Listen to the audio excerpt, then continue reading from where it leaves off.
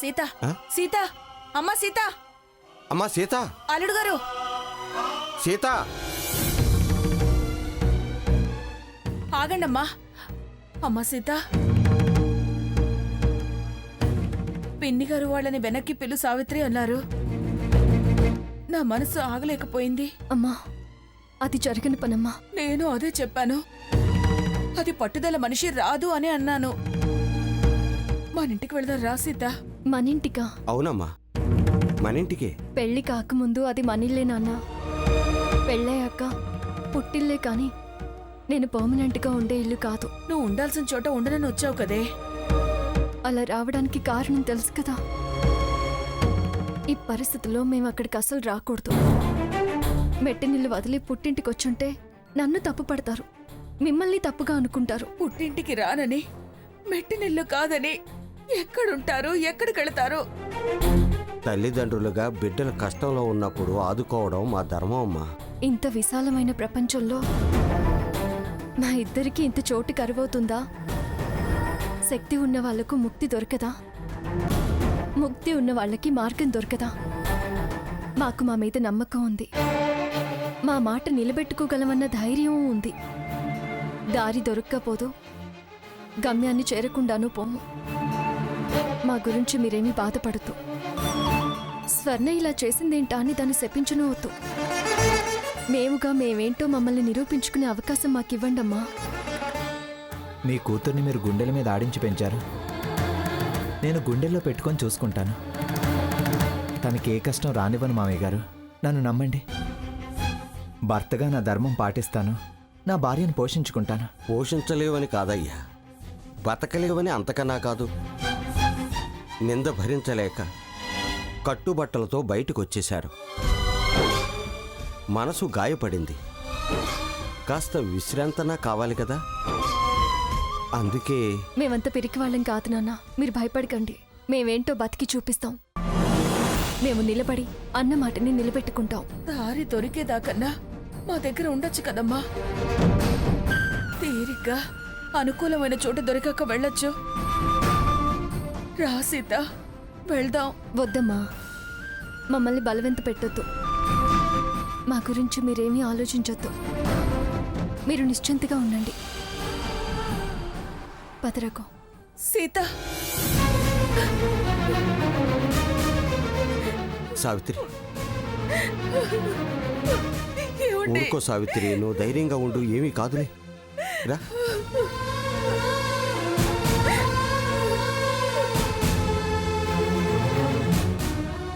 అమ్మా సీతమ్మ తల్లి, కళ్యాణమూర్తులు ఆలయానికి తిరిగి వస్తే కారణం ఏంటి అని మా వాడిని అడిగాను. అక్కడ జరిగిన గొడవంతా నాతో చెప్పాడు. ఇదేం త్రేతాయుగం కాదమ్మా. కైక రాజ్యం వదిలి వెళ్ళమంటే కానలకు వెళ్ళడానికి. రండమ్మా, దేవాలయంలో గదులున్నాయి. అవి ఎవరి సొంతమూ కాదు. అసలు ఏ పట్టింపులు ఉండవు. పైగా భగవంతుడు అండగా ఉంటాడు. మీరక్కడ ఉండొచ్చు. రండమ్మా. పూజారి గారు. సీత, అక్కడికి వెళ్ళాక ఆలోచిద్దాం. దేవుడు పంపితే వచ్చారనుకుందాం. కొత్త జీవితం ప్రారంభించాలని బయలుదేరాం. తొలి అడుగు ఆయన సన్నిధి వైపే వేద్దాం. అక్కడి నుంచే ఆయన చూపించిన దారిలోనే వెళ్దాం. పద సీత. అమ్మా, నమ్మిన వారికి ఆ దైవం ఎన్నడూ అన్యాయం చేయడమ్మా. రండి వెళ్దాం. రండమ్మా.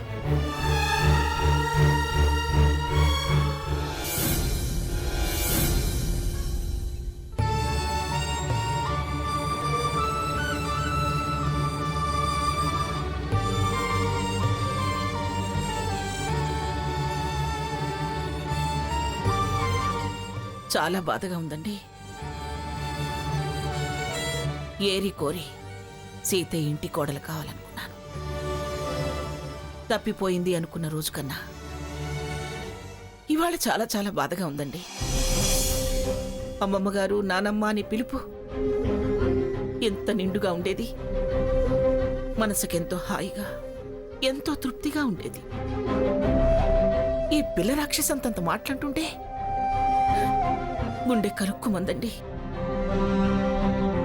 సీత మనసు ఎంత గాయపడకపోతే అలా వెళ్ళిపోతుంది.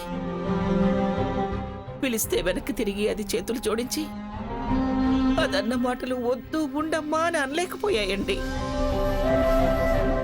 కట్టుబట్టలతో వెళ్ళిపోయారు. ఏదో వెలితిగా ఉందండి. నా కళ్ళు వాళ్ళ కోసమే వెతుకుతున్నాయి. మీరంతా కావాలి అన్న భావనతోనే ఉంటాము, అనుకుంటాము. మీ మీదున్న ప్రేమ, అభిమానం అస్సలు తగ్గదు. ఎప్పటికీ మనమంతా ఒక్కటే. మంగా, తను వెళుతూ వెళుతూ ఓ మాట అన్నది గుర్తుందా? మనం ఎప్పుడు కళ్ళల్లోనే మెదులుతుంటామని, గుండెల్లో నిలుపుకుంటాను అంది. ఆస్తి వదులుకుని వెళుతున్నాను కానీ మనుషుల్ని, మమతల్ని, ప్రేమానురాగాల్ని వదులుకోను అంది కదా. వస్తారు మంగా, తప్పకుండా వస్తారు. కన్న తల్లే దాని ఆత్మాభిమానం గురించి ఎంత గొప్పగా చెప్పిందండి.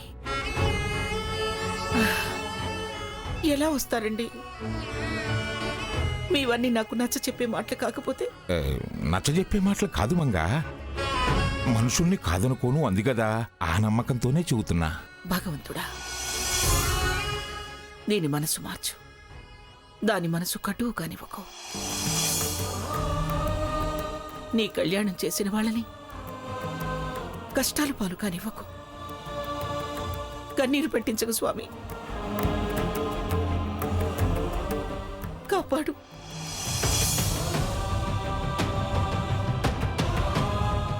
కాపాడు తండ్రి.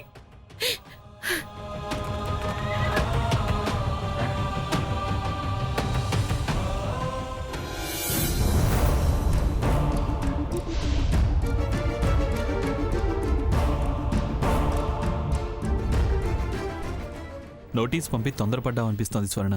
బావా, నేనేం తొందరపడలేదు, జాగ్రత్త పడ్డాను. బుజ్జిగాడి భవిష్యత్తు కోసం ముందు జాగ్రత్తతో అలా చేయాల్సి వచ్చింది. వీడి భవిష్యత్తుకి ఏమైంది? ఏమవటం ఏంటి? ఏమవటం? మరీ ఇంత అమాయకుడివి కాబట్టే నువ్వు. అందుకే వాళ్ళు అలా ఆలోచించారు. ఇన్నేళ్లు నువ్వు కష్టపడి ఆస్తిని ఇంత చేసావు. ఇంకో 10 ఏళ్లకి ఇంతకు 10 ఇంతలవుతుంది. ఇంట్లో కాఫీలు అందించి ఆవిడ నానమ్మ నానమ్మ అంటూ కాళ్ళు కాకాలు పట్టి ఆయన మీ గ్రానీని బుట్టలో వేసుకున్నారు. నీకు సగంరా సాకేత్, రఘురావు నీకు సగంరా అంటే నష్టపోయేది వీడు, వేస్ట్ అయ్యేది నీ కష్టం. అందుకే అలా చేయాల్సి వచ్చింది. నీ మనసుకి కష్టంగా ఉంటే చెప్పు, వెళ్ళి తప్పైంది అని వాళ్ళ కాళ్ళు పట్టుకొని పిలుచుకొస్తాను. ఎగురుకుంటూ ఇప్పుడు వస్తారు, రేపు సగం ఆస్తే ఎగరేసుకుపోతారు. అయితే గీతే నేను నా కొడుకు అన్యాయం అయిపోతాం.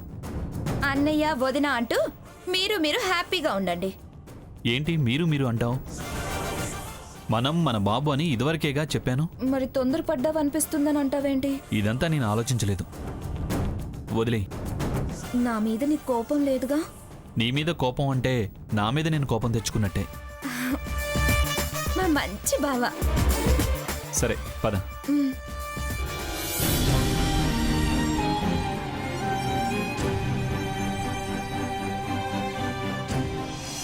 ఒక అక్కగా చెల్లెలుగా నీ మీద చూపించే ప్రేమని వెక్కిరించావు, అవహేళన చేశావు. డబ్బు కోసం బంధాలని తెంచి బయటికి పంపిస్తున్నావు.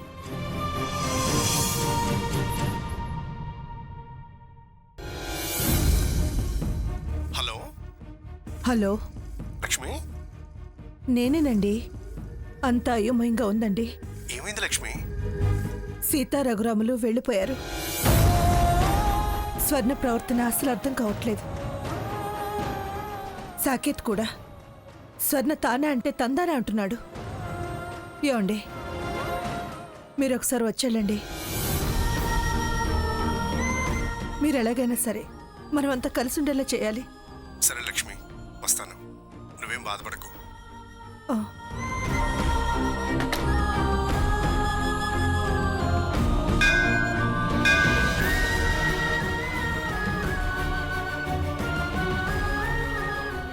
ఒక నిమిషం ఉండండి.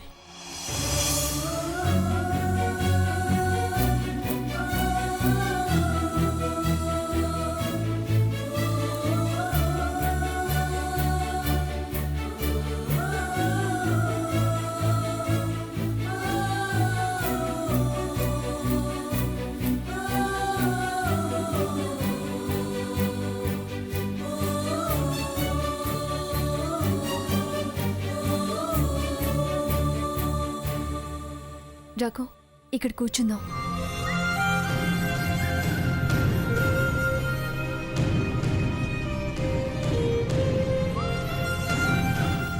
సీత, హ్మ్? మనం చీరాలు వెళ్దామా? దేనికి? అమ్మా నేను ఉన్న ఇల్లుంది కదా, ప్రస్తుతానికి అక్కడ ఉందాం. నాకిక్కడ ఉద్యోగం ఉంది కదా, మనం అక్కడికి వెళ్ళి ఏం చేస్తాం? మనం ఇక్కడ నుంచి పారిపోయామని వాళ్ళు అంటారు. మనం 0 నుంచి ప్రారంభించి దానికి విలువ పెంచుతూ మన విలువ పెంచుకొని నిలబడి చూపిస్తామని ఛాలెంజ్ చేశాము. మనమిద్దరం చెరో ఉద్యోగం చేద్దాం రఘు. ఉద్యోగాలతో బతకగలమే కానీ నువ్వన్న స్థాయికి ఎదగలేను సీత. దేన్ని ఆధారంగా చేసుకుందాం? ఒక్కసారి ఆకాశానికి ఎదుగుదాం. అలానే చేద్దాం రఘురామ్. స్వర్ణాల ఎలా మాట్లాడగలిగింది సీత? కొత్త సావాసాలు దాని మీద ప్రభావం చూపించాయి. దాని వెర్రితనమే దాన్ని మాయలో పడేసింది. అదేదో కొత్త ప్రపంచం అనుకుంటుంది. అదే సుఖం సంతోషం అనే భ్రమలో బతుకుతుంది. వాళ్ళెక్కడ వీళ్ళని పతనం చేస్తారోనని నాకు చాలా భయంగా ఉంది. ఏమైనా అవన్నీ మనకు అనవసరం సీత. వాళ్ళు మనవాళ్ళు రఘు. సీత, ఇంత చేశాక ఇంకా మనవాళ్ళు అని ఎలా అనగలుగుతున్నావు? ఇంకోసారి ఆ మాట అంటే మాత్రం బాగుండదు. ఇప్పుడు మనం ఆలోచించాల్సింది మన గురించి. మనల్ని అవమానించిన మన అని నువ్వనే మన శత్రువుల గురించి కాదు. ఏ అహంకారంతో అలా మాట్లాడిందో ఆ అహంకారాన్ని దించాలి. ఆ తర్వాత? గెలిచామని వెక్కిరింపుకి సమాధానం చెప్పాలి. ఆ తర్వాత? పశ్చాత్తాపంతో కుమిలిపోయేలా చేయాలి. ఆ తర్వాత? తప్పైపోయిందని కాళ్ళు పట్టుకోవాలి. తర్వాత క్షమించాలి. లేకపోతే వాళ్ళకి మనకి తేడా ఉండదు. అప్పుడు వాళ్ళు ఏమవుతారు? మనకి శత్రువులైతే కారు కదా. అయినా నేను క్షమించను. రఘురామ్, అప్పుడు మనం మనుషులం అనిపించుకోము. అయినా ఇప్పుడు ఆ చర్చ అనవసరం రఘురామ్. వాళ్ళని క్షమించినా అది పాపమే. ఏదో తప్పు వెతుకుతారు కానీ మన మంచితనాన్ని ఒప్పుకోరు. రఘు, నేను ఇప్పుడే వస్తాను. ఎక్కడికి సీత? నువ్వన్నట్టుగానే వాళ్ళు మనలో వంక వెతికే అవకాశం లేకుండా చేయడానికి. అవకాశమా? ఏంటి సీత?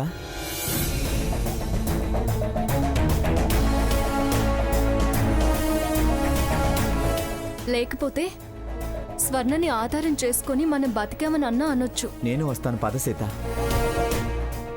పద రఘు.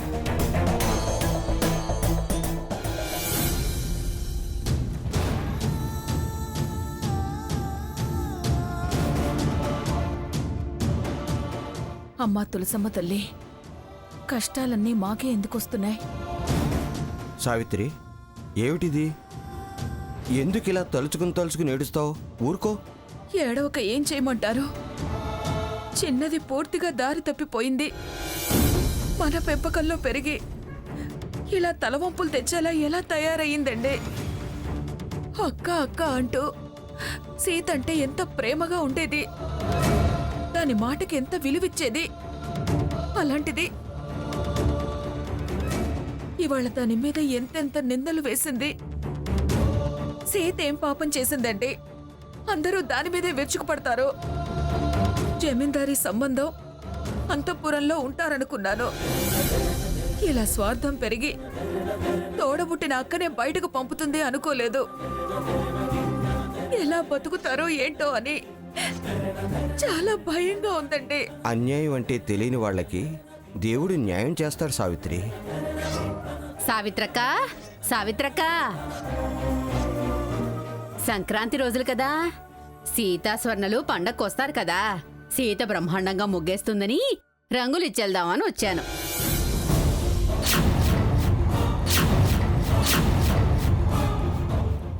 ఇవిగో రంగులు. ఇంతకీ ఎప్పుడు తీసుకొస్తున్నావు కూతుళ్ళని? కూతుళ్ళు లేరు, పండగ లేదు, రంగులు లేవు, రంగవల్లులు లేవు. వెళ్ళవే, వెళ్ళవతలకి. అదేంటక్క అలా అంటున్నావు? పండగ లేకపోవడం ఏమిటి, కూతుళ్ళు లేకపోవడం ఏమిటి? అన్నిట్లోకి పెద్ద పండగ కదా. అల్లుళ్ళు, కూతుళ్ళు, మనవడు, భోగి, సంక్రాంతి, కనుమ కళకళ్ళాడాలి. పైగా గొప్పింటి సంబంధానికి ఇచ్చావు కదా. తీసుకురాకపోతే పిఠాపురం వారు ఊరుకుంటారా ఏమిటి? వాగుడాపి వెళ్తావా లేదా? సావిత్రి, ఏమిటి ఆవేశం? ఆగు. అమ్మా, నువ్వు వెళ్ళు. దాని మనసు ఏం బాగోలేదు. వెళ్ళు. ఏమైందక్కా? నీ చిన్న కూతురు స్వర్ణ రానందా? లేకపోతే పెద్ద కూతురు కుదరదందా?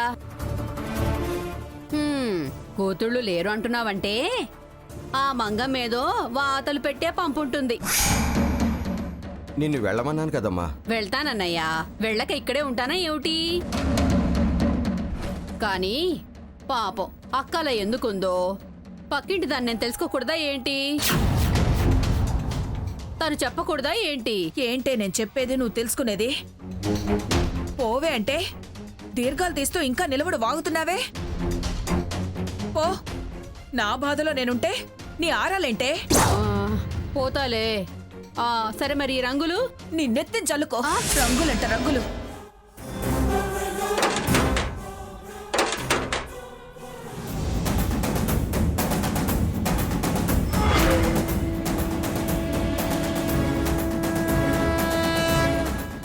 ఇదిగో పుణ్యానికి పోతే పాపం ఎదురొస్తుందంటారే ఇదే.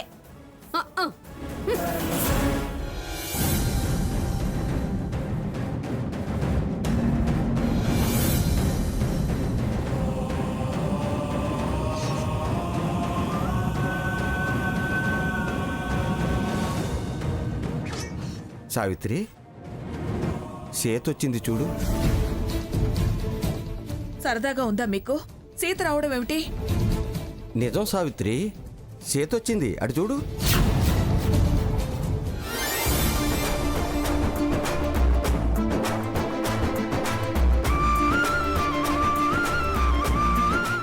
అదిగో అల్లుడు గారు కూడా వచ్చారు.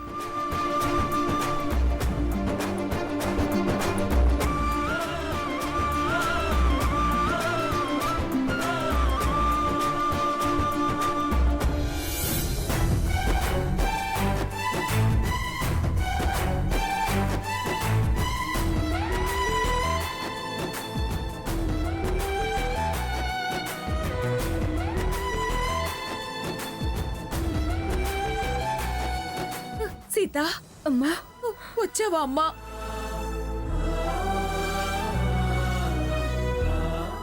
ఏమండి, అల్లుడు గారిని పిలవండి. బాబు, రఘురామ్, లోపలికి రండి బాబు. సీత, వస్తావన్న ఆశ లేదు. వచ్చి ఎంత సంతోషం కలిగించావే. నా బాధ తెలుసుకుంటుంది, నన్ను సంతోష పెట్టడానికి వస్తుంది అని నా మనసు నీ గురించి క్షణం ఆలోచించలేకపోయింది. ఆ గోడ మీద తలకాయ నువ్వు ముగ్గులు బాగా వేస్తావని వాటిలోకి రంగులు తెచ్చిందే. నువ్వు రావని రంగులు వద్దని తిట్టాను. పొరపాటు చేశానే. ఎత్తుతాను, రంగులని ఎత్తుతాను.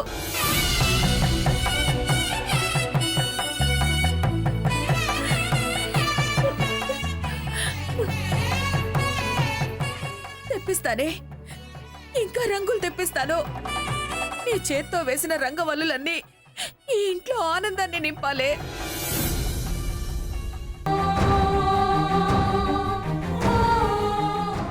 అల్లుడు గారు అక్కడే నిలబడ్డారే, లోపలికి రండి. నేను సీతకి తోడుగా వచ్చాను. అత్తారింటికి అల్లుడుగా రాలేదు. ఏంటమ్మా అల్లుడు గారు అలా అంటున్నారు?